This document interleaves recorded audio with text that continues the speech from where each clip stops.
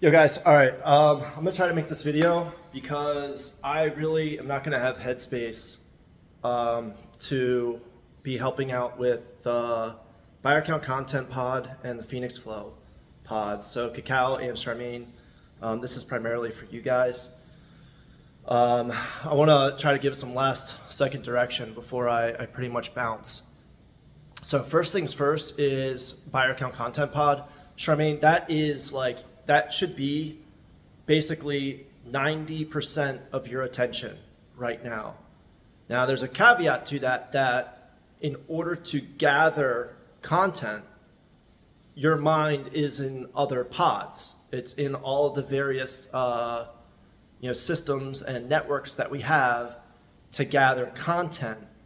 But your perspective needs to be, I am the lead of the Buyer Account Content Pod.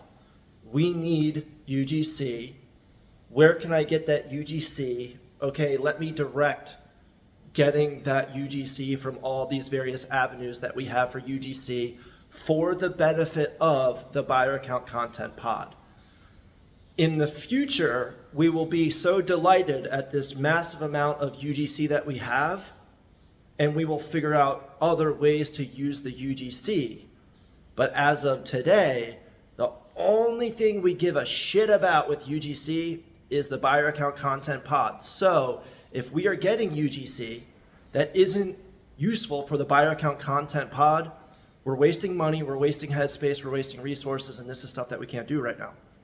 We're getting pretty close to having to pull the plug on various projects that aren't producing value, and both of these right now are not producing value. And I guess maybe I didn't do a good job of creating targets. My perspective, I thought I did a really good job of communicating urgency, but I did not create targets, and so that's fair. I should have created targets. So as of today, my mind is that we are way behind on both of these pods, way behind, and all forecasting was done with us being. I'm talking about big picture for it. We just did all these layoffs and we cut all these subscriptions and all that stuff. Well, that was so that we could get by, but also expecting for us to have growth coming from these two pods. And right now, not only did we not have growth, not only do we not have value creation, we have increased expense. So we gotta right the ship immediately. So Cacao, I know you're at a little bit of a disadvantage because you're working part-time. And I'm aware of your personal situation where you were leaving Bali and then you had a shitty travel experience, and then now you're in Brazil with your parents, you need to reconnect with your parents. But as of right now, Novea needs to think in terms of no compassion, no nothing. It's if this doesn't get done, it doesn't matter if it's if a hurricane comes or an earthquake comes and destroys all of Brazil. That's really dark. My point is if there's some natural disaster, something totally out of our hands, at the end of the day, it doesn't matter because our back is up against a wall financially. So the only thing that matters is if the value is created or if it's not, because we're now really close to that little point, that day where it's okay, I know we're close to creating value. I know that value is going to be massive, but we're not there yet, and so we have to pull the plug until we have different resources to dedicate to this, which is essentially my attention sometime in January, because my attention is about to go full throttle lawsuit mode in December, and that's going to suck balls. So anyway, yes, all right, these two pods. Charmaine, I would say we need to have a target of publishing at least 5 pieces of content per day. And most of those, the really easy ones, will just be Q&A, even just text Q&A. So punching in a question, and then I communicated this in Slack yesterday, or I don't know, I was working through the weekend. Punching in a question, waiting a day or two, and then answering the question. That can be done. One person can fill out 100 Q&As within a couple hours, right? So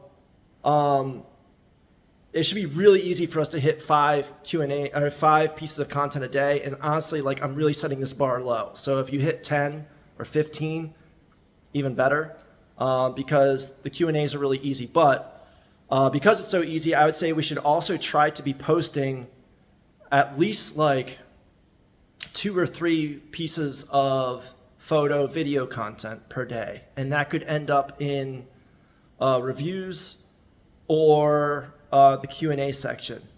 There is the listing video section, of course, but I think we should ignore that for now, because posting a video in the Q&A section, posting a video in the review section is going to then put it into the listing video section. And I think that, therefore, that should be our focus. So now the way it works with reviews is Abby has to do a purchase, and then we like to wait. Abby likes to wait a long time. I think he's waiting like 5 or 6 weeks, but we need to wait at least like 3 weeks before we publish a review, or else Amazon deletes the review because they think it's an inorganic review. They think it's incentivized or whatever. It's outside of normal review behavior is what they believe. Although oddly enough, like the negative reviews will stick if they're made like the next day. But anyway, Abby is going to have to do the purchases that are going to then be for the reviews. So he has to do the purchases today, and then we post the reviews 3 to 5 weeks from now. But he already has listings that he's been doing purchasing on for other campaigns, like our PLCs. So you will talk to him, and you need to get up from him a list of the listings that are currently available to have reviews published, and like reviews, listings within the next 2 weeks will have reviews ready to be published, because then you can start coordinating and scheduling the content that's going to get posted. Then what I'm also tasking him with on my end to help you out is about 25 to 50 listings that he should just go ahead and do one purchase on this week, so that 3 to 5 weeks from now he can do reviews, because we don't know exactly how long a video review is going to stay on that front page. That is the goal. When you go into an Amazon listing and you scroll down to the review section, it shows you like anywhere from like 4 to 8 reviews before you have to click a link that opens up more reviews, or it like takes you to another page of just reviews. So when we say the product page or the front page of reviews, it's those 4 to 8 that before you have to click anything. So our goal is to always have a video review or maybe a photo review that is in that front page. And then over time, they're going to get removed from the front page and kicked down the ranks. So we're going to have to figure out how often do we need to publish a review in order to always have one. And it's probably going to be like every 2 weeks or so, but it's going to depend on how many organic reviews the listing gets. If it's like Cystic and we get tons of reviews, the more reviews we get, the faster a review is going to get pushed out. If it's like a PLC and we're not really getting that many reviews, then it's going to take a while for that review to get pushed out. But anyway, that's going to be stuff that we have to gather data on to know for sure. But for now, I'm just going to tell Abby that this list of 25 to 50 listings, he'll just do one purchase on maybe like every other week. So, and then that can be our standing order until we have data to make an adjustment there. So I'm going to tell Abby what to do there, and then he can include that in his schedule for you to know when we're going to be ready for reviews. So I already did the video screencast for you, knowing about priority. I think the most valuable review content is going to be cross sales or upsells, but mostly cross sales. So an upsell could be buying more units of the same product, or it could be buying a bundle that contains the product. So on our Cystic listing, we could upsell our 3-product acne bundle because it has Cystic inside of it. But I think what would be best is more in line with the cross sales. So even naming the 2 products that are also in that bundle, but just naming them separately. And then our text can actually have links to those 2 products, to the Amazon listings. It can't link to our Shopify store or anywhere outside of Amazon. So I think that's going to be the most powerful content, is a video that's like, this product is sweet and it's even sweeter with these 2 other products, so you should buy all 3 and use them together. All right, so for Q&A, we have to put our minds into the mind of the consumer or the potential customer that is searching our page. What else are they reading? They just read a bunch of negative reviews that said our cystic jar is tiny. So they're like, maybe I shouldn't buy this. So we need a Q&A that says, hey, some people said this product is really small. How long does it last? Even that might be alluding to some bit of negativity. But point is like, we want to know what's going to be going on in the minds of the customer and then address the negative thoughts and then double down on the positive thoughts. So they just read that there's 50% cyst reduction overnight. Let's double down on that because they read a marketing statement that we wrote. Let's now have a customer double down. Holy shit, guys, they weren't fucking around. Like, I had 75% cyst reduction overnight. I had 25% cyst reduction in 15 minutes. I don't like the word cyst reduction. Don't get stuck on the copy that I use. I'm talking like matter of fact. Like this is the statement we're trying to make, but not the way in which we speak. Does that make sense? So getting inside the minds of the customer. Now, you're now leading a project. And this project's importance is to create value really fast. We're already behind the 8 ball on that because we haven't been publishing anything. And it's been, we're approaching like our 4th week into this, I think. So how can we speed stuff up? Well, let's create a template. So what is one question that can basically be asked on like every single acne product? And then how do we just like maybe write that question and then ask Suzanne to tweak that question? Because I don't think we should ever use copy paste on multiple listings. I think there should be some uniqueness because even like my teachers back in high school 15 years ago had software that could scour the internet and know if I copy and pasted a paper that I got off the internet. So I would have to go home and like change a few words, which I did all the time. So point is Amazon definitely has that. Google has that. Google will, they've had that technology for over a decade, and they would actually de-rank your product pages if you had copy and pasted content from elsewhere, other websites. So you gotta assume Amazon has that type of shit too, so we want everything to be unique, but to be efficient, we can come up with one topic, one gist of a question, and then see how many times Suzanne can like rewrite that same question or rewrite the same answer. That said, Suzanne, let's look at the strength of the copy that is written before we publish. There needs to be a mind that is good at putting themselves in the mind of the customer and can understand quality and all that stuff. So, yeah. So anyway, the Q&A should be really easy. I think a really strong photo review, because we want to black hat that photo content that goes right above the reviews. It's not all about videos. Remember, the photos are also really strong. So really strong photo reviews will be showing other products, like competitor products, and like putting like red X's through them or something like that, and then a green circle around ours, that kind of stuff. So I would assume that right now you're like, well, Brandon, no one has done anything to get content of competitor products, which means you're probably leaning on me to make that happen. I get it, but maybe you can take that on. Maybe you can project manage making that stuff happen. Maybe you can talk to the Americans on the team, which would be the easiest way to do things. Maybe you can talk to Daryl to make sure that he's working on coming up with top 100 beauty products that are clearly they're not black hatting, so we can freely publish on their listings. That stuff. Kind of feel like right now you're relying on me to do that stuff.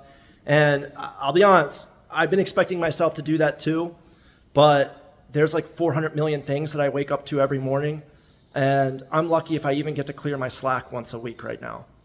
So the more anyone else can take on, the better. So buyer account content.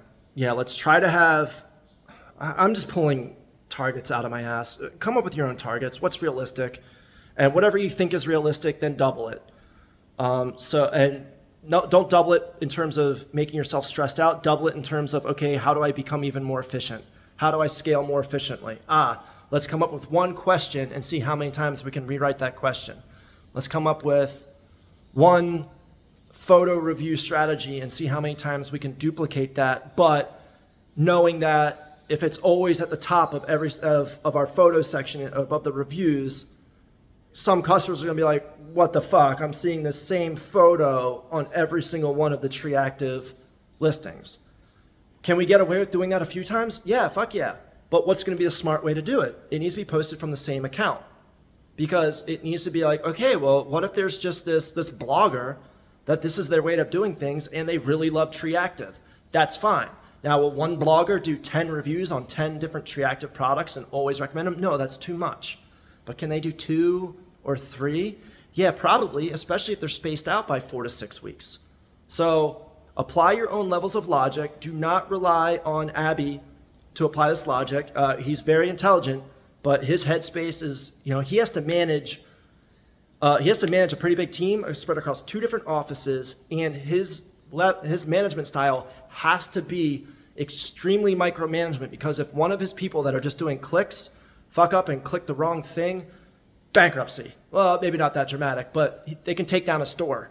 So Abby has this really narrow focus. So don't rely on his broader senses. He has them. It's not like he doesn't have them, but he can't use them right now. So that has to be you. So you have to apply the logic. You have to understand when to use an Amazon Associates account. Like, is this going to generate a lot of sales? The photo review probably would, but actually I don't even think those are Amazon Associates posts. The way the photo review would work is we'd have the photo at the top of the review section, and it communicates really quality content. Maybe they click into the review, maybe they don't. Just the photo itself is going to be strong, but it's not going to generate cross sales or anything like that. But if they click in, then you can have links to different stuff. So yeah, ultimately, what are the pieces of content that we're posting that we expect to generate the most sales? Those should be done through associates accounts. So anytime we're posting on someone else's listing, the intention there is to generate sales. That is literally the intention, because we're not trying to steal their sales. We are not going to do anything mean or negative to anyone else. We are going to say, yeah, their product is sweet, but these other 2 products are also sweet. And by the way, I always like doing 2 of our products. That's kind of always the rule. Anytime I'm cross-selling, I like to say, okay, product A is what you're looking at. Product B and C go so well with product A that you gotta buy them together. And then sometimes what I do is I even throw in a product D. It's like, and if you're made of money, it does make everything better. You may as well throw in product D. But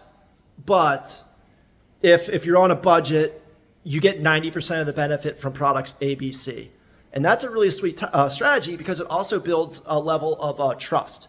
You're basically telling the customer that, like, I'm not just like throwing a bunch at you and saying buy. I'm giving you a legitimate review saying, definitely buy this. And if you have more money, or if it's really important to get like the maximum benefit you could possibly get for anti-aging or acne. If you have really bad acne problems, then maybe go for this 4th product, but you don't really need it. It builds trust. It sounds like a more legitimate review. It doesn't sound like marketing material, blah, blah, blah, blah. All right. So, yeah, we really need to be directing our UGC network to produce the content that we want for the Buyer Account Content Pod. So they need good direction. They need to know what products to be doing it for. They need to be knowing what types of content. We need to be producing the content with the competitor products. That is a process. That's going to be really high value, so we need to get started on it, but that's going to be a process, because we need to buy those products. We need to get them to the warehouse. We need to distribute them to whoever's going to be doing these videos for us, which might mean sending them all the way to the Philippines. Might mean Lydia might do some for us. Andreas said he would, but let's not assume Andreas is going to do anything. That's a different story. He's like too laid back of a dude to really be dependable. But he's always going to say yes. He's like, oh yeah, it's sweet. I'll definitely do that. And then, who knows if he actually does or not. So anyway, yeah, but we need to buy those products. So Charmaine aren't really going to know what products to buy. I should probably approve that list before we actually start buying anything. Because, I'm just assuming, like Daryl knows the game, but this is a new thing. Daryl hasn't done this before. I think Daryl will do well picking the products, but he knows more about, like, are they black hatting or not, and might not be as good at, is this a product that we want to cross-sell, that will successfully cross-sell with these other two products? Because that matters a lot. Product selection matters so much. If we're going to target an acne face wash that is $6, like a Neutrogena acne face wash, then we do not want to do our $30 face wash bundle as a cross sale, because who the fuck's going to do that? I'm buying this $6 face wash. Why would I also buy this $30 super expensive face wash? And if they're in the market to buy a $6 face wash, then it's going to be really hard to sell them any of our products, honestly, because all of our products are priced at least like $15, but most of them are like up to around 20. So it's probably not even a good idea to try that product. Now, maybe we try it anyway, but it's probably not the first choice. So anyway, there's strategy to product selection, and I know that strategy really well. It really wouldn't take me that long to go through it. It's more of a headspace issue for me. Adding another task to my plate, it might make me go insane. But there's so much value there that don't let my communication about me going insane deter you. All I'm asking is that, this goes for you too, Cacao, you guys try your best to take stuff on yourself, but not to a point where our quality is going to fall off, we're going to waste money, we're going to waste time, we're going to waste resources. I'm relying on your judgment more than I'm relying on your autonomy. So the goal is for you guys to be autonomous, but Cacao, you're brand new. Charmaine, this is a whole new, no one's ever done this project before, ever, in the history of Amazon. So like, I can fantasize my way through it. It already feels like I've done this project a million times, even though no one's ever done it before. I know exactly what to do. Anyway, so buyer account content stuff.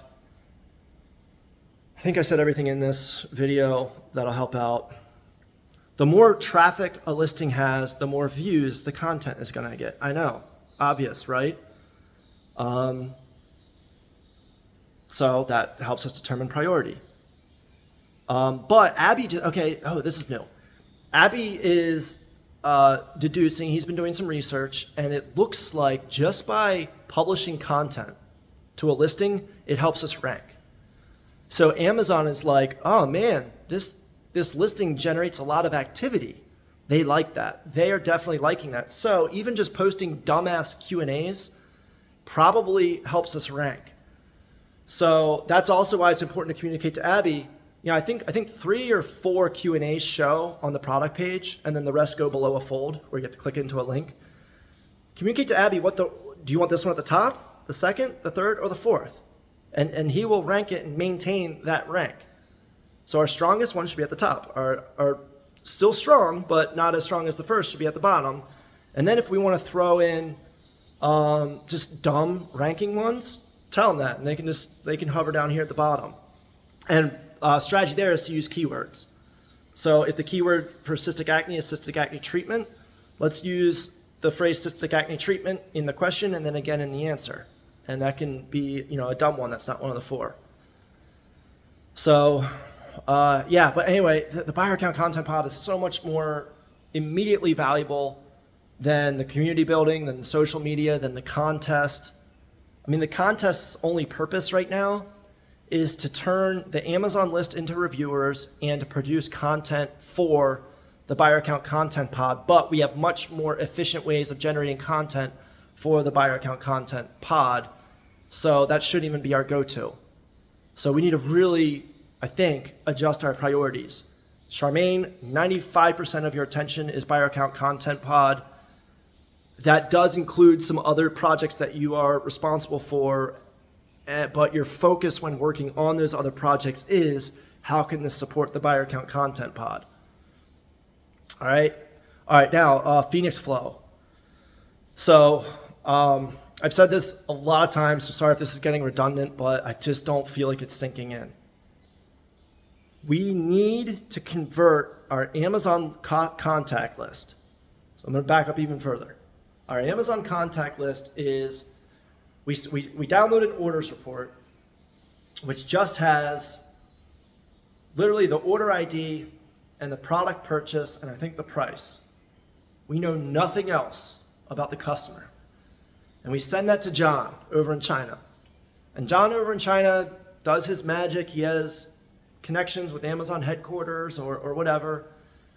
And they're able to produce the shipping address and the name that is on, I don't know if the name is on the account or if the name is what is entered into the shipping address. I actually don't know that and it does matter.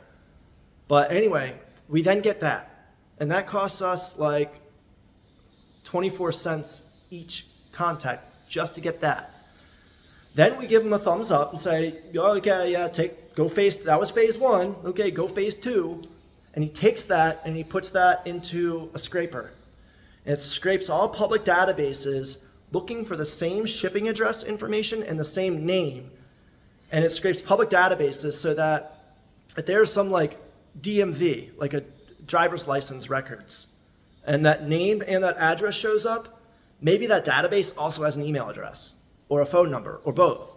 And so it scrapes all these public records for that name and that shipping address, and then it populates a list so that at the end of this, that costs us, for each one we have a successful email or a successful phone number, we pay another 24 cents. So at the end of this, we have this long list. Some of them did not scrape, and we only have name and address.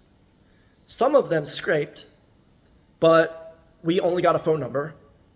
Some of them scraped and we only get an email. Some of them scraped and we get a phone number and an email.